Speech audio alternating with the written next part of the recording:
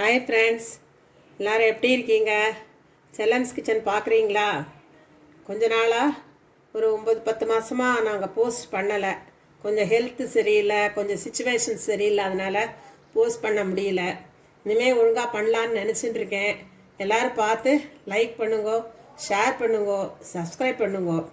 இன்றைக்கி புடலங்காய் பொரியல் பண்ணி காட்ட போனேன். இது பிள்ளை பெத்தாளுக்கு கூட இதை கொடுப்பா. காரமே இல்லாமல் மிளகு பொடி போட்டு கொடுப்பா. சில ஒரே ஒரு மிளகாய் மட்டும் தாளித்து கொடுப்பா. நான் இந்த மாதிரி இன்றைக்கி பண்ணுறேன். எல்லோரும் பார்த்து பண்ணி பாருங்க. இதுக்கு 1 ஸ்பூன் நெய் விட்டுருக்கேன். சரி, காஞ்சோடனே கடுகு ஒரே ஒரு மிளகாய் பழம், அதை கிள்ளி கூட போடல, வெறும் நான் காம்பு மட்டும் தான் கிண்டிக்கேன். ரொம்ப காரம் கூடாது. சரி, 2 சீரகம், 1/2 ஸ்பூன் ஜீரகம் இது வறுத்தோன்னா. அதாவது இங்கெல்லாம் கரண்ட் இல்லை ஃப்ரெண்ட்ஸ். நான் இன்னைக்கு ஷூட் பண்ணணுமேங்கிறதுனால இன்னொரு டார்ச் எல்லாம் அடிச்சுட்டு அங்கே பண்ணுறோம். இப்போ குக்கிங் வெடிச்சிருது நல்லா. சரியா, இந்த நேரத்தில் இந்த நீள நேரமாக அந்த புடலங்காயை நெருக்கி வச்சுருக்கோம்ல, இதை ஆட் பண்ணுவோம்.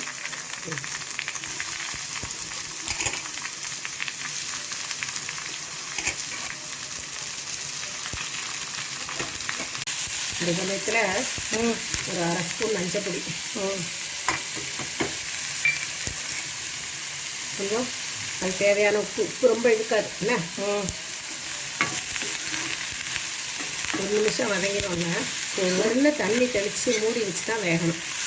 நிறைய தண்ணி கூட தேவைப்படாது. சரியா,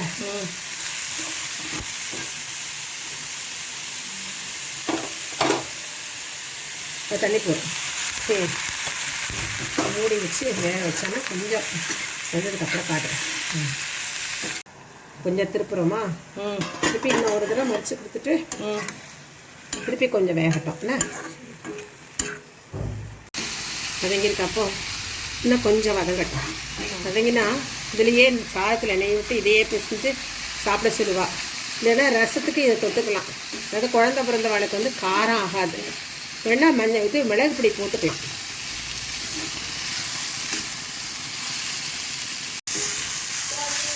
சரியா, நல்லா வதங்கி வச்சுக்கிட்டே இது போதும். சரியா, சரி, கொஞ்சமாக பண்ணி காமிச்சிருக்கேன். கரண்ட்டு வேறு இல்லையேங்கிறதுனால தான்.